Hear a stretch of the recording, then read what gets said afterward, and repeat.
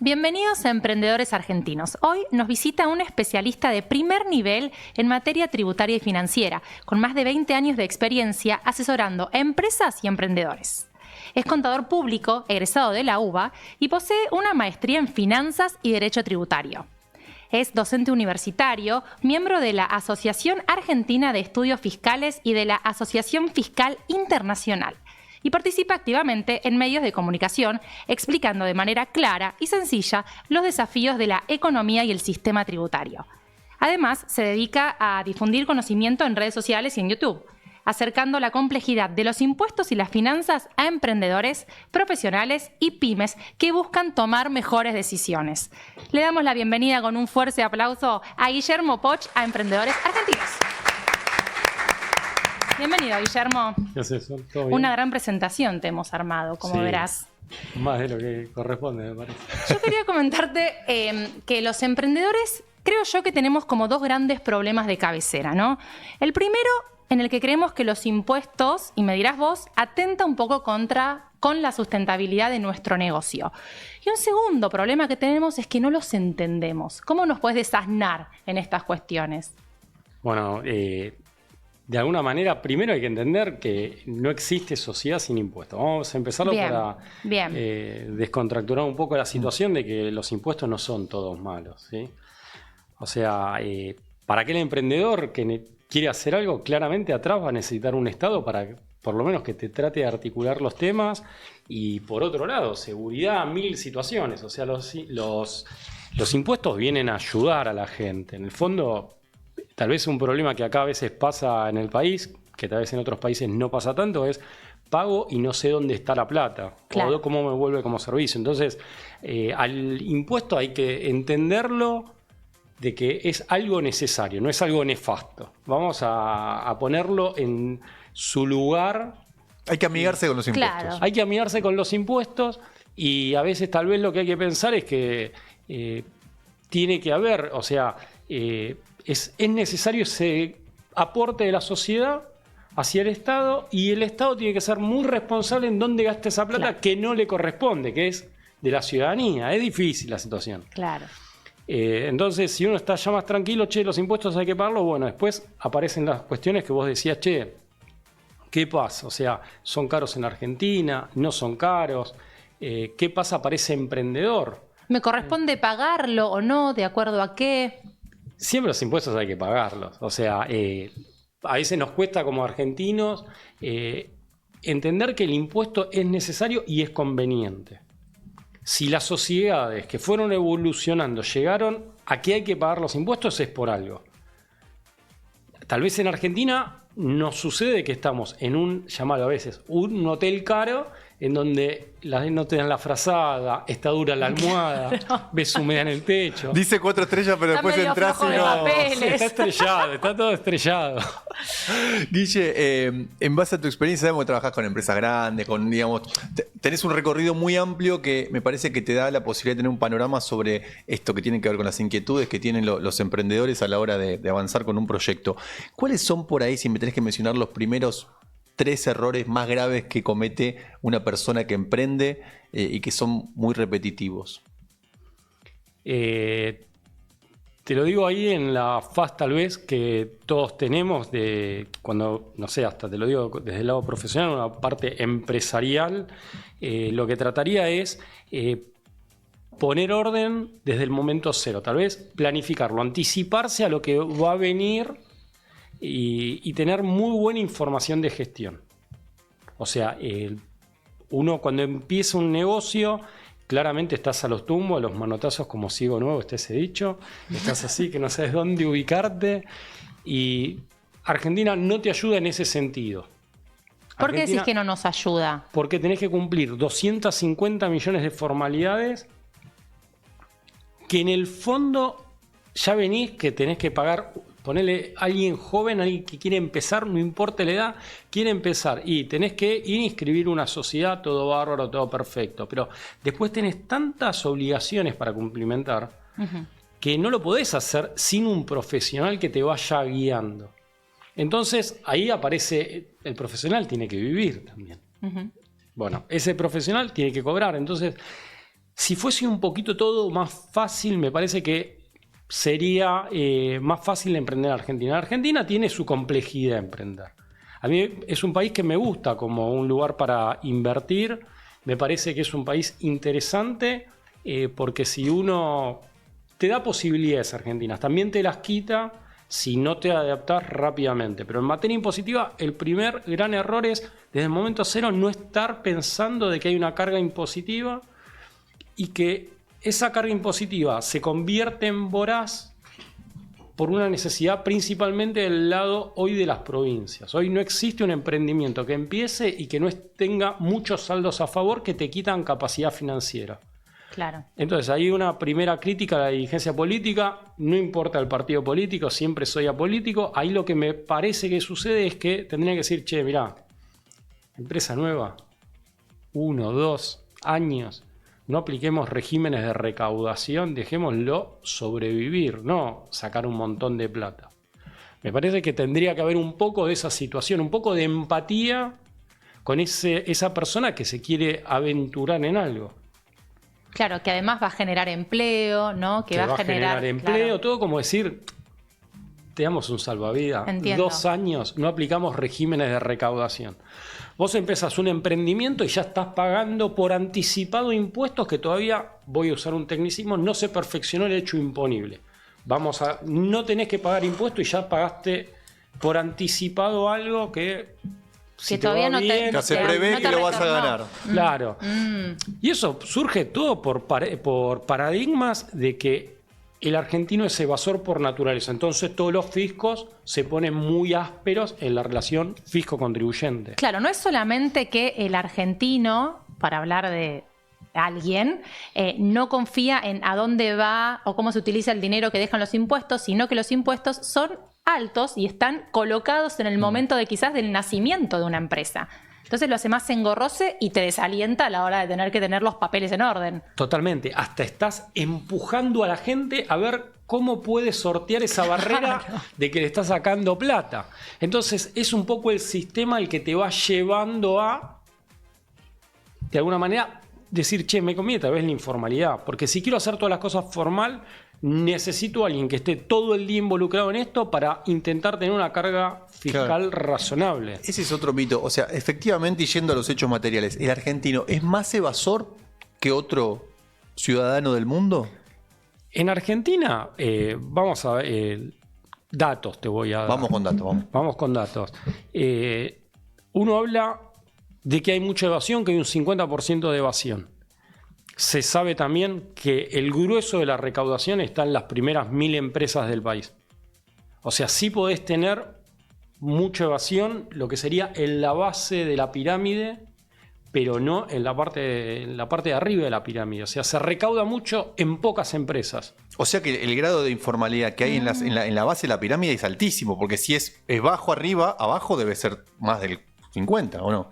Ponele que fuese el 50, pero hay que ver cuánto impacta en la recaudación total. Okay. Porque las que aportan son las grandes empresas. Entonces después tenés un montón de transacciones que pudieron haber quedado fuera del ámbito del gravamen, pero ya se recaudó arriba. Y hoy con la exportación de servicios también, digo, de personas que trabajan afuera, cómo ingresan el dinero, cómo lo cobran y tal, también ahí hay como un... Hay un gris, está difícil para el Estado ahí porque digo, con las CRIP hay un montón de cosas que es difícil. Bueno, pero de nuevo, ¿qué está haciendo el Estado para ayornarse a la realidad? Claro, se puede mejorar. Esto que decimos, tenemos un porcentaje alto de evasión en los niveles por ahí más bajos, como decías.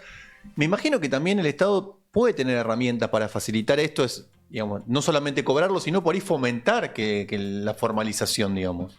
Totalmente, o sea, y no es tan difícil.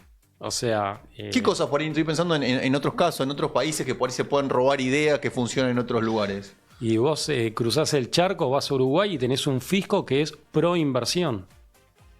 ¿Cómo se materializa eso en los hechos? Y básicamente es un Estado en donde no se piensa de que siempre toda la gente está evadiendo. Es como, si yo tengo una norma de imposible cumplimiento, tengo un artículo que dice, ¿y si nos copiamos de Uruguay? Salió una publicación en Infobae y yo decía, che, ¿y si nos copiamos de Uruguay? Porque de alguna manera hay que buscar, si vos pones una norma que es de imposible cumplimiento, ni te encargues en redactarla. No se justifica ni discutirla en el Congreso. Y Argentina muchas veces llega a esa situación, porque son parche tras parche tras parche. Entonces me parece que hay que hacer una vuelta atrás, un borrón y cuenta nueva y decir, bueno, che, con esta presión tributaria, en estos niveles, a la gente la asfixio con los impuestos. Entonces la gente cuando dice, che, ¿le doy de comer a mi familia o pago impuestos? Claro. ¿Qué decisión? Sí, a la hora No, y además está esto que también es como una especie de mito popular, pero cada 8 años hay una moratoria y dicen, bueno, no pago, después veo, qué sé yo, entro. Claro, voy bicicleteando o pateando. Como que termina de favoreciendo esa formalidad. Si vos planteás esto que decís, esa complejidad que tiene muchas veces la norma, hace que la gente diga, bueno, no sé, lo pateo para adelante y de alguna forma lo solucionaré. Me imagino que no todo se puede solucionar así, pero... No. Eventualmente caducará.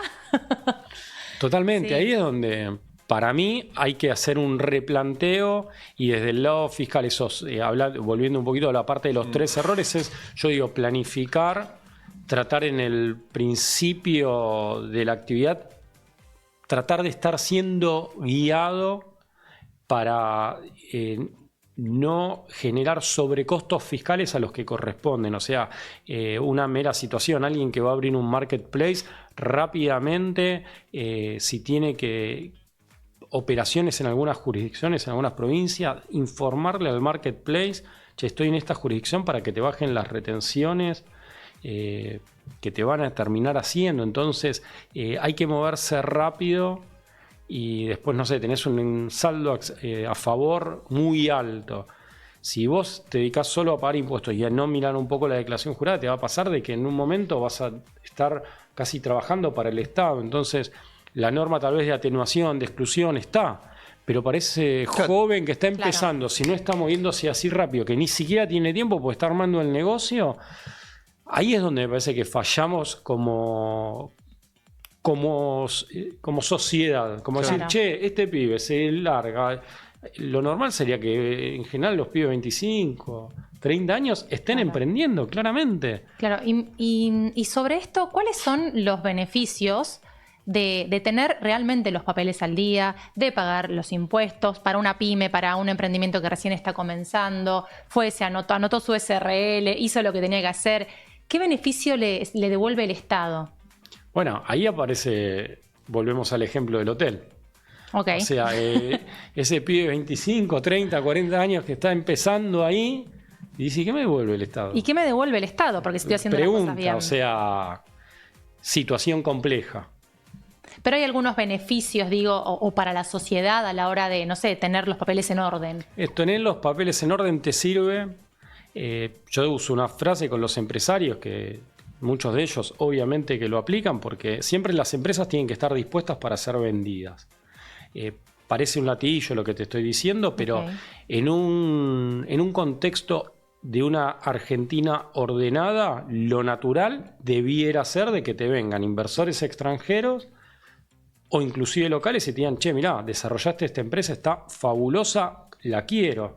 Entonces si vos tenés una empresa de que porque la norma lo llevó a que tenía que vivir en la informalidad para poderle dar de comer a la familia, lo natural sería, che, llevo bien la empresa y de alguna manera me destaqué en esto, venga alguien, ponga plata para potenciarme a mí o porque otro quiera compañía y me dedico a hacer de otra empresa ahora con mucho más plata. Claro, no tener las cosas en reglas puede implicar que venga un inversionista y que diga, no, acá, primero me imagino que cualquier inversionista, si no están los papeles en regla, no va a querer entrar a una empresa porque ahí tenés un gris, digo, y el riesgo que eso implica.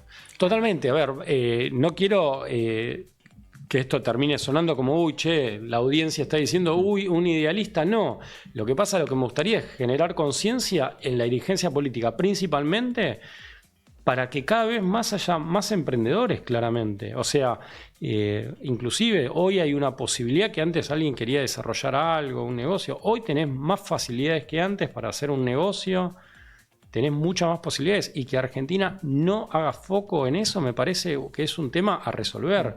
La persona quiere contratar a alguien. O sea, le da al inicio de un negocio, le da las posibilidades de hacer correctamente aportes, contribuciones, todo el costo laboral. Hablas de las cargas sociales. Cargas totalmente, o sea, hago una pregunta, o sea, para reflexión, cuando hago la pregunta indirectamente estoy dando la respuesta. ¿Qué es lo que está pasando? Que hay más monotributistas, más altos monotributistas que empleados en relación de dependencia, y se sabe que la baja de los empleados en relación de dependencia es que se pasaron al monotributista. Claro. Entonces, todas esas cuestiones, hay análisis interanuales que surgen periodísticamente de que crece mucho más el monotributo que el empleado en relación ¿Por de el dependencia. trabajo informal? Porque, en realidad pienso, ser monotributista no es trabajo informal. Porque estás pagando el impuesto como monotributista. Por eso ahora... Depende también cómo te contrata la empresa, digamos. Pero ahí aparece la relación empleador monotributista. Pero yo digo, ¿el empleado y el empleador están constantemente peleándose o muchas veces dicen, che, hay una relación humana de por medio y se entienden y hablan como seres humanos? Porque siempre parecería ser en Argentina que es empleado versus empleador. Y muchas veces las dinámicas es, che, empleado-empleador, bárbaro, ¿qué hacemos para que nos vaya mejor a los dos? Hablemos y negociemos. Hablemos y negociemos. Entonces, a un chico joven que la jubilación la ve allá lejos, que ve todos los miércoles una manifestación de los jubilados, que no necesita ir claramente de alguna manera a un hospital. Y le vas a decir, no, pagá por si algún día caes enfermo, la jubilación de acá en 40 años. Entonces, la persona va a decir, pero al mismo empleador le va a decir, espera, ¿a vos cuánto te sale contratarme a mí? Bueno, ¿te parece? Arreglamos de otra manera. Entonces, si está esa conversación en la ciudadanía, me parece que hay que tomar cartas en el asunto y trabajar en consecuencia. Ahora que decís eso, estoy pensando de qué manera esa conversación se retroalimenta de modo positivo. Así, bueno, generar acuerdos, así como se generan estos acuerdos que entiendo que muchas veces... Sí, pero ese acuerdo es ilegal. Claro, es ilegal. Bueno, ese es el tema. Pero, ¿qué herramientas se le puede dar? Y estoy pensando que se habla todo el tiempo de reforma laboral, reforma impositiva, que por ahí 3 cosas... Entiendo que no es sencillo y difícil simplificar, pero digo, ¿esto realmente podría cambiar el balance que hay hoy en Argentina respecto a la informalidad o el trabajo registrado? Creo que si vos escuchás a la ciudadanía y qué es lo que está queriendo ahora actualmente, me parece que automáticamente te va a bajar esa informalidad. Me parece que en Argentina es como que tenemos todas disposiciones bastante añejas y que necesitan un refresh. O sea, hoy la ciudadanía, un joven está diciendo, tal vez hasta a veces piensa en un pluriempleo, más que estar en un trabajo en relación de dependencia todo el día. Convengamos que cambió la manera de trabajar en algún punto. Y cambió la sociedad. Cambiamos, sí. Bueno, hubo una pandemia en el medio, pero cambió la presencialidad, vinieron nuevas olas y nuevos vínculos con el trabajo, nuevos jóvenes insertos laboralmente que tienen otro vínculo con el trabajo, otra manera de ver el trabajo. Y bueno, quizás esa informalidad para ellos es ganancia. En términos de no tenemos una relación empleador-empleado, sino de colaborador, ¿no? Y yo creo que el mundo va a ese mundo más colaborativo y que de alguna manera la gente está buscando, me parece, por eso a veces digo, muchas veces la gente piensa en relación de dependencia, el joven hoy en día muchas veces están pensando más en tener cierta disponibilidad de su propio tiempo, tal vez como vos decías, una situación de un trabajo más híbrido. Sí, o de exportar servicios, literal. Exportar servicios, la famosa, ese que se llaman los contractors, cuando están brindando servicios al exterior. Claro. Entonces, si eso está pasando, ¿por qué no le damos, no te digo reglamentarlo, porque somos fenómenos para reglamentar cosas en la Argentina? Me parece que lo que tendríamos que hacer es, ¿qué hacemos para que esa persona pague algo más de lo que tal vez está pagando y que diga, entre pagar y no pagar, mejor pago, me saco problemas, estoy en orden, todo bárbaro? Ahora, si a personas se tiene que poner a pensar, como dije el ejemplo antes, ¿comen mis hijos o no comen mis hijos? La respuesta es sencilla. Me parece que queremos forzar demasiado de que las normas hay que cumplirlas, cuando en el fondo las armamos casi para que ya sabiendo de antemano que no van a ser cumplidas. Sí, difícil. Guille, sé que es difícil porque son, digamos, distintas las actividades, pero ¿te animás a dar un porcentaje? Muchas veces se habla de qué porcentaje de la ganancia o de lo que implica el trabajo de una persona es impuesto o se lo lleva al Estado. Digamos, en términos de un emprendedor promedio, insisto, sé que es complejo porque son muchas actividades. ¿qué porcentaje te animás a decir que se lo lleva el emprendedor y qué porcentaje se lo lleva el Estado? Excelente pregunta y tiene una complejidad, la voy a tratar de simplificar. Una cosa es cuántos impuestos debiera estar pagando, o sea, cuál sería, y otra es cuánto estoy pagando inclusive por anticipado. O sea, hoy empieza una persona, lo que hablábamos antes, dice, me voy a poner en un marketplace, voy a armar, y los saldos a favor que tiene esa persona que comienza lo ahogan. O sea, entonces dice, no, ingresos brutos el 3%. No te inscribiste, te suben una retención, esto el 6%. Entonces, de alguna manera, hasta a veces resulta injusto en la Argentina, como es el sistema tributario, decir, che, la carga tributaria es ingresos brutos el 3%. No, es mucho más que el 3%, porque estoy anticipándole al Estado. Y en un contexto inflacionario, además, esa plata la vas perdiendo. Entonces, es como que estás drenando a una persona, como que le estás haciendo una sangría cuando necesita energía que esto que lo otro, y por otro lado, donando sangre. No podés las dos cosas a la vez. Che, si vas a jugar un partido, no puedes estar donando con sangre. Bueno, la Argentina un poco es eso. ¿Pero qué impuestos tenés que pagar sí o sí si tenés un e-commerce? Vos tenés ganancias, débitos y créditos, ingresos brutos, y sigo si querés, o sea, sellos, o sea, uno de los impuestos complejos que hoy te genera mucho perjuicio es principalmente el impuesto sobre los ingresos brutos y los saldos a favor que todos los regímenes de recaudación asociados a ese impuesto. Eso, cualquier persona que hoy abre un emprendimiento, se me viene a la mente rápido un marketplace, la persona paga mucho más de lo que realmente le correspondería estar pagando. Y después pasa otro problema. Ingresos brutos 3%. En un momento era el 1%. Hoy el 3%. Después en ciertas actividades el 5%, en otras el 9%. Y eso va directamente en la rentabilidad. ¿Qué pasa si no pago nada de eso? Yo soy un emprendedor, me hago un marketplace, todo... Que los pagaste. Ya los pagaste por los regímenes de recaudación. Está bien, pero me estás hablando de que, a ver, estoy inscripto y se supone que... No, y si no estás inscripto te retienen por no estar inscripto. Por una transferencia, ya directamente por una transferencia, o sea, te aparece... Te empiezan a descontar. Estoy pensando, digo, para poder graficarlo. Una persona tiene un marketplace, vende, no sé, cosas de cocina. Y vende y dice, bueno, yo no facturo nada, lo que me llega por Mercado Pago. Ya pagaste los impuestos vía regímenes de recaudación. Está bien, pero digo, te lo están, supuestamente, decir, ¿cómo lo estás pagando? ¿Porque te lo descuentan? Claro, porque cuando te hace el marketplace, sin importar la página o el nombre, te está cobrando el impuesto que vos a futuro vas a ir a pagar. Entonces te liquida menos plata. En el marketplace hay un lugar que te dice recibís tanto, bueno, ahí ya... vos estás hablando de, bueno, no le podemos decir nombre, o sea, estás hablando de por el Mercado Libre, ponele. Lo que te cobra directamente ese impuesto. Pero hagamos de cuenta que yo vendo por mi cuenta en otro lugar, además de Mercado Libre, y no facturo nada. ¿Qué me puede pasar a mí como... Y ya tu proveedor ya te está cobrando algún... O sea, estás pagando un impuesto por más que ni lo sepas. Claro, porque vos ya estuviste pagando previamente. O sea, alguien que te baja mercadería... Ya tenés ahí un impuesto facturado que después se convierte en el famoso crédito fiscal en el IVA. Entonces, por eso te digo que en Argentina hay mucha informalidad en las bases, porque en las empresas grandes ya se cobró ese impuesto. Entonces, la recaudación que te da, no sé, un IPF de IVA es enorme. Entonces, muchas veces ese último escalón que no tribute ya no es tan importante. Entonces, me parece que nosotros... en pos de ese último escalón, hacemos demasiado complejo cuando la recaudación fuerte ya se produjo arriba. Okay. Sí. No es pro emprendimientos. Claro.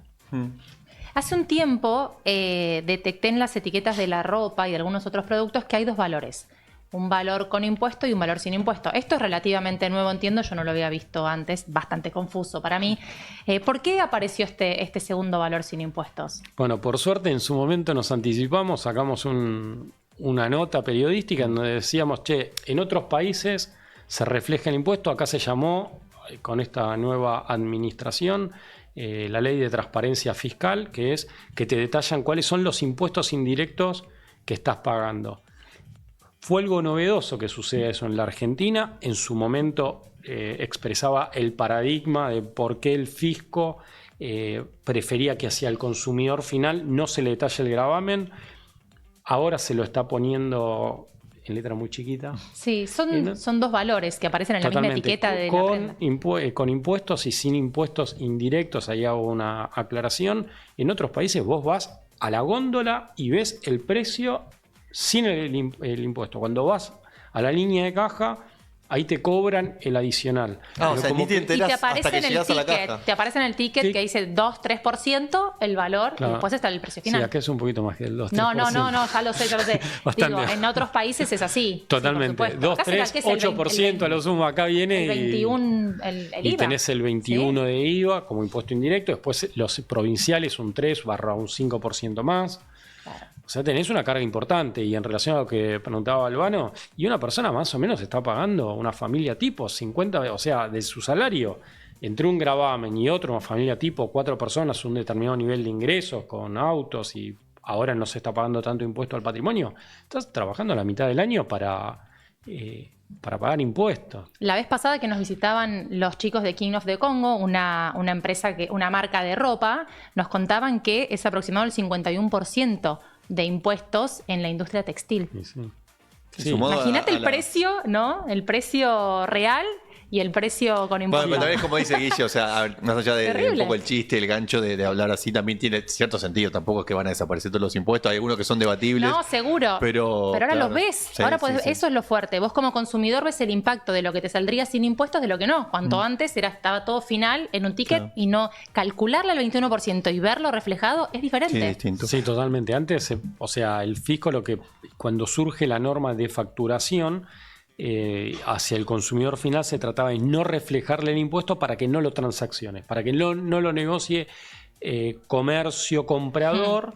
Pero... O sea, alguien muy malo voy a llevarlo a los hechos. Por ejemplo, voy a pagar un producto, figuran los dos precios. Esta tasa, compras esta tasa. Sí, vos sos el que me la vende y yo digo, bueno, la pago y el señor no me da el ticket. Entonces el señor está cometiendo un delito. Entonces yo agarro y digo, señor, usted no está pagando el impuesto. ¿Por qué me está cobrando el precio con impuestos si no lo está pagando? Y sí, y en realidad después hasta ahora se penaliza si la persona no pide el ticket, o sea, como que tenés también una sanción. Claro. Pero para mí es porque forzamos demasiado, es como que, no sé, me imagino casi como ajustando una tuerca y nos pasamos de rosca, me parece. Ese sería, sí, funciona gráficamente me parece que nos pasamos de rosca en materia tributaria, porque tal vez tendríamos que partir de un lugar donde la Argentina claramente entienda que hoy no estamos en una buena situación, entonces habría que mensurar un poquito tal vez más los gastos y todo lo demás. Guille, se habla muchas veces acerca, o la gente cuando viaja por ahí a Chile, va a Paraguay y dice, esto es un paraíso, acá las cosas salen baratas, pagan menos impuestos supuestamente. ¿Es viable en Argentina con esos modelos? Como el de Chile, como el de Paraguay. Puede pasar que un día salimos a la calle y vemos marcas internacionales que por acá no están, autos de un montón de marcas que esos países tienen. ¿Por qué pasa eso? Me gustaría que suceda eso, Albano, de que Argentina algún día tenga una carga tributaria razonable. Esto lo digo varias veces. Somos caros en la región. Brasil y Argentina están siempre compitiendo en fútbol, pero también en materia impositiva, a ver quién está más alto. Y cuando nos queremos comparar con Brasil, las economías son totalmente distintas. Me parece que habría que pensar más en cómo que la Argentina produzca más. O sea, si la Argentina, vamos al caso, ojalá hubiese muchísimos emprendedores, y al haber muchísimos emprendedores habría mucha más gente trabajando y eso te da recaudación. Hay una famosa curva que se llama, cuando nosotros damos clases, que es una curva de Laffer, que es lo mismo vos aplicar un gravamen con la alícuota al 0% que al 100%. Entonces vos tenés un umbral que si lo superás, y la gente se pasa en la informalidad. Entonces desde ese lugar me parece que habría que... Yo digo, ya está todo escrito en materia tributaria, está todo escrito, obviamente siempre va a haber evoluciones porque la tecnología, todo, pero ya está, lo grueso ya está todo escrito. Entonces si ya sabemos de que vos tenés hasta un porcentaje posible de cobro, ¿para qué seguimos, ¿viste? Ahí como en un momento la Corte Suprema había dicho que confiscatorio un gravamen de un 33%. Y después salimos venía ganancias del 30%, subimos al 33% y después al 35%. ¿Para qué? ¿Se justifica? Si ya había un fallo que dijo a partir de acá y hoy impuesto a las ganancias para las grandes empresas es del 35%. Entonces me parece que, de nuevo, estamos en ese ajuste de... Tira y afloje. Claro, y me parece que nos vamos y rompemos todo. Me parece que un poquito más tendremos que pensar una nueva Argentina y que le permita para mí que a ese emprendedor fogonearlo. Ojalá hubiese mucho fogoneo al emprendedor. Guillermo, muchísimas gracias por venir. Nos quedamos con esta última frase, fogoneo al emprendedor. Muchas gracias. Muchísimas gracias y a disposición. Muchas gracias. Muy bueno.